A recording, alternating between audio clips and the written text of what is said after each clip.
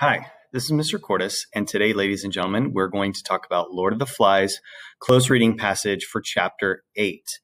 We have discussed a lot for this book. A lot has gone on within the first 7 chapters.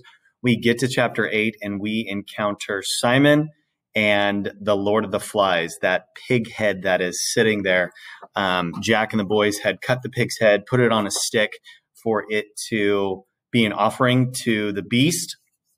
And lo and behold, Simon has now walked into the forest and he sees it. And that's the passage that we're going to analyze today. Things are kind of getting crazy and out of control in our story. All of our little civilized boys that we knew from chapters 1 and chapter 2 are unraveling rather quickly. And keep reading because it's so great. We are going to look at chapter 8. This is the part where Simon does interact with the offering, the pig's head offering. Just like before, we are going to have a series of questions that we're going to look at as we go through and annotate. Also, just like we did for chapter 2, chapter 4, and now chapter 8, we will be writing an analytical paragraph. The analytical paragraphs, like I mentioned before, discuss what is the author's message, what are the ideals that our author wants to know for us readers. And then the other part is what's the literary element that they're using. So when we looked at chapter 4 and it was Jack's painted face, the symbolic colors of him unraveling from a civilized to a savage creature, right? That dehumanization of Jack. So here we want to understand what is William Golding, our author of Lord of the Flies, trying to tell us readers through literary elements, okay?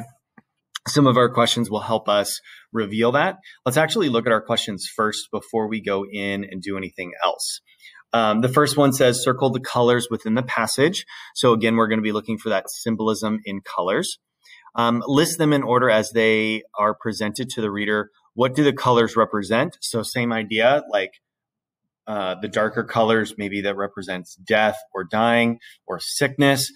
Lighter colors like red, would that symbolize blood? Green is that foliage, which means growth. Kind of begin to make those connections.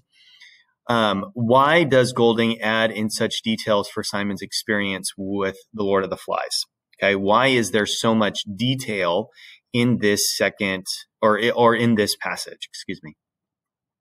Our second question: Simon is extremely different in the ways of thinking and responding from the other boys, Ralph, Piggy, Jack, or Roger. What does Simon symbolize as he ventures off alone and speaks with the Lord of the Flies? If you're noticing these characters, there's a distinction between all of them. Simon is, he's like one of my favorites. Simon is kind of in the center between Jack, Ralph, and Piggy. So there's the triad between those three, and then you've got Simon kind of right in the middle.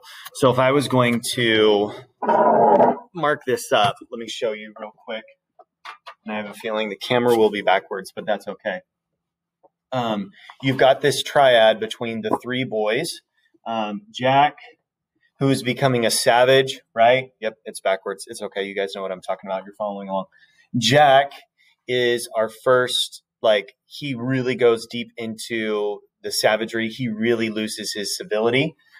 You've got Piggy, who is trying to cling for order. He wants authority. He wants adults. He wants rules, right? So he is holding tight to the civility part. And you've got Ralph, who is trying to be the leader. He is trying to navigate through all of these things as far as still being a child, he's in this in-between stage, but they all kind of represent, it's like this weird triad that William Golding does for us. Simon, who we're going to analyze today, falls right in the center. He's very shy. He's very introverted. He is quiet. He is much different than the personalities. These are all extremely vibrant personalities, but Simon is kind of right in the center. So he is pushed against these three because he has components of all of them, and he's trying to decipher what is the best option. You have to remember at this point in the text, they've been on the island for a long time. They have they're thirsty, they're hungry, they're probably burnt to a crisp from being out in the sun and not having sunscreen. So Simon, in part of my mind in this chapter, is almost like hallucinating. Okay, you saw the part previously where Simon kind of goes out and he just watches the sunset, and he kind of introvertedly sits and takes things in and kind of needs a moment to process. Here, what I believe is the dehydration, the stress of the tension between the boys, the idea that he may be on this island forever, all of that is playing into these hallucinations as he sees this pig head in front of him. Okay. Looking at our next question. So that's our first, there's a lot in that first question. And that's why you'll have a lot to write about for your analytical paragraph for this one. The second one, it says, Simon is extremely different in his way of thinking and responding from the other boys, Ralph, Piggy, Jack, and Roger. What does Simon symbolize as he ventures off alone and speaks to the Lord of the Flies? I think I just read that. I'm repeating myself now. But Simon, like I just mentioned, he's in the center. He's much different. How is he different? And that's one of the things that you need to recognize. He's not a savage like Jack. He's not the leader like Ralph. He's trying to follow what Piggy's suggesting, but Piggy's like the extreme. And so he's right there in the middle. I wouldn't use the word people pleaser, but he doesn't want to create conflict because he understands that there's conflict already. Okay. Number 3 says, in this chapter, what does the Lord of Flies mean when he tells Simon that he is part of him? So part of those hallucinations that Simon is having is that the pig's head talks back to him. And what does that mean when he says, you are a part of me? How does this relate to the descriptive passage? So already in this, we're understanding that there's symbolism. We're understanding that there's lots of detail and description. Detail is a very strong literary element that can be used. Okay. So we need to figure out what is gold for our analytical paragraph. What is William Golding, our author, telling us about this passage?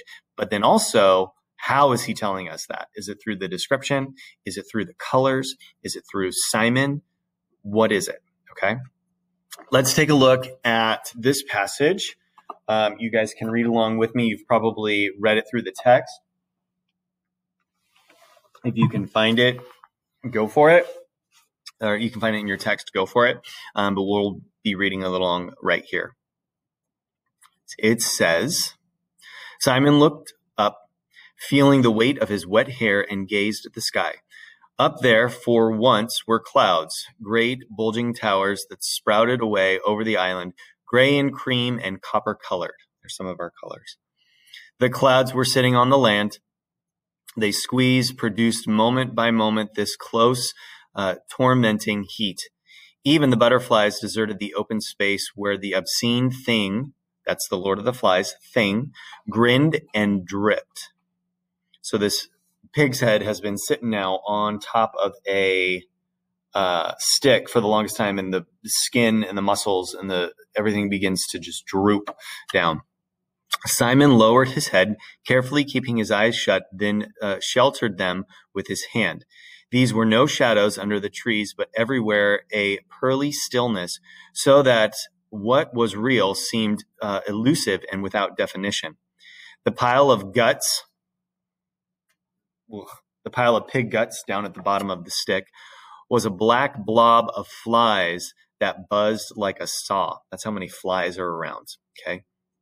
After a while, these flies found Simon, gorged with, alighted by the runnels of sweat, and drank. They tickled under his nostrils and played leapfrog on his thighs. They were black and iridescent, green and without number. And in front of Simon, the Lord of the Flies hung on his stick and grinned. At last, Simon gave up and looked back, saw the white teeth and the dim eyes, the blood, and his gaze was held by the ancient, inescapable recognition. In Simon's right temple, a pulse began to beat on his brain. So you can see the interaction. There's this part right here, which I just love, the black blob of flies, iridescent all the way. This is talking about the flies. So as he approaches, the flies are buzzing, they're swirling around. They get so close to him that they start landing on him, and he's kind of swatting them away from underneath his nose. It says that they are jumping all over his legs, so he's trying to swat them off. Finally, Simon looks up at the beast, which now appears to be like grinning. That's how much Simon is involved in this. He gave up, realizing he has to look at this thing that's hanging there, and saw the white teeth and the dim eyes, the blood, and his gaze that held up by the ancient, inescapable recognition. Almost this idea that the Lord of the Flies is watching him and waiting for Simon's response. Okay. So a lot goes on in there. Looking at the first part, list the colors in the passage. You guys probably saw those as we went through. There was gray, cream, copper. Okay, those are our starting colors. You can go down because then it goes into, there's one part where it says, oh, right here, pearly. Pearl is not necessarily a color, but you identify it with a color, so you can associate that word. And then it goes into the black blob, and then there's the green, and then there's the white of the teeth. So it kind of takes us through this. Really, if you were to color them out, it's not a pleasant matching of colors. Why does Golding add in such detail for Simon's experience with Lord of the Flies?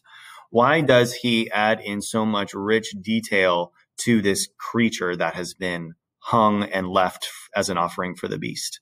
Okay, think about it for a moment. He could have simply said, Simon found the Lord of the Flies, the dead pig's head hanging on a stick, and just left it at that. But instead, he offers us this rich detail. He offers us these very vivid sensory imagery items that kind of just, like, when they talk about the flies, I kind of just want to like wipe my face already because I feel the sensation of a fly on you, right?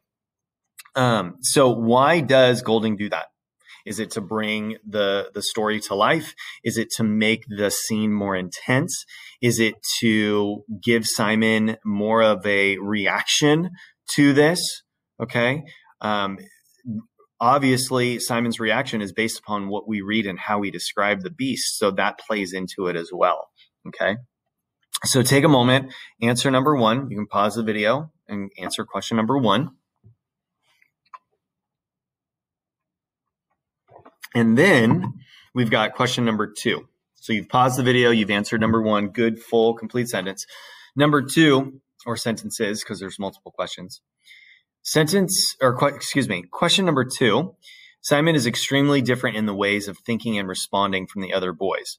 What does Simon symbolize as he ventures off alone and speaks with the Lord of the Flies? So what is it about Simon? Because Jack was the one who left the head there, right? Piggy, I don't even think would have gone into the forest alone because that's what adults wouldn't do that. So he shouldn't do that.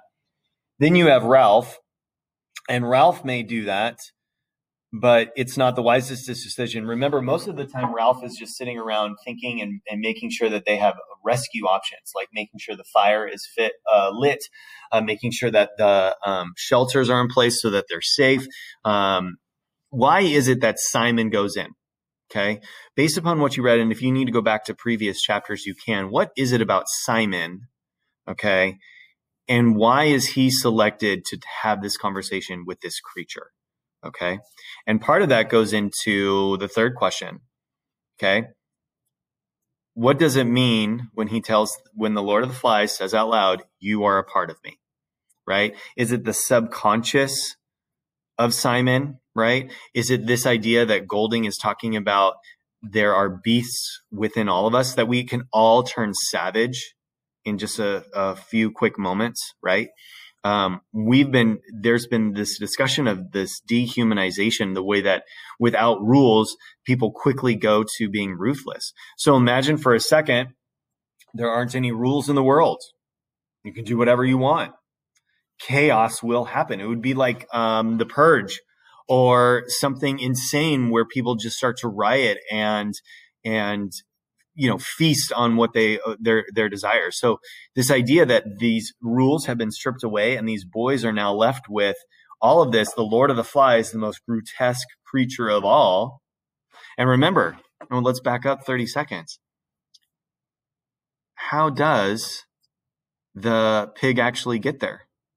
It gets there because Jack and the hunters are disobeying the rules and all they want to do is go hunting.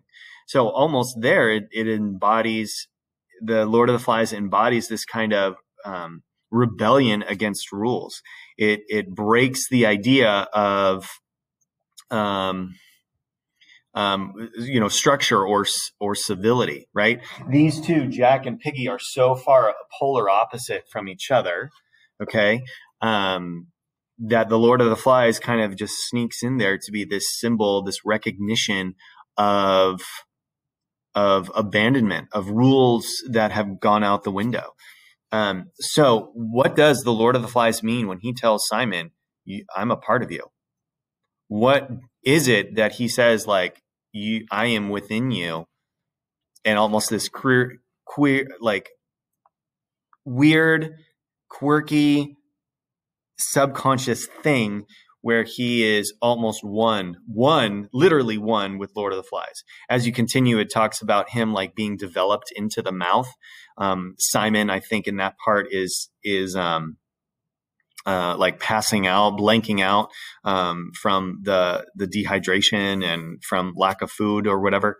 But I really think like this moment is where Golding has the opportunity to say, there's savagery within all of us. We could all go off the rails at any moment, but we can't because we've got rules and consequences and structure that have been in place in society. Okay. I think I gave away just all of the answers just then. If you would for me, please, let's make sure you annotate. Let's make sure that we've got good, complete sentences. For this one, what is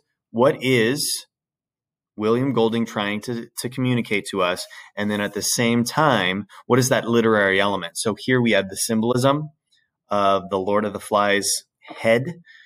We also have the detail, right? The way that he describes is very gruesome and horrific, okay? Grotesque, if you will.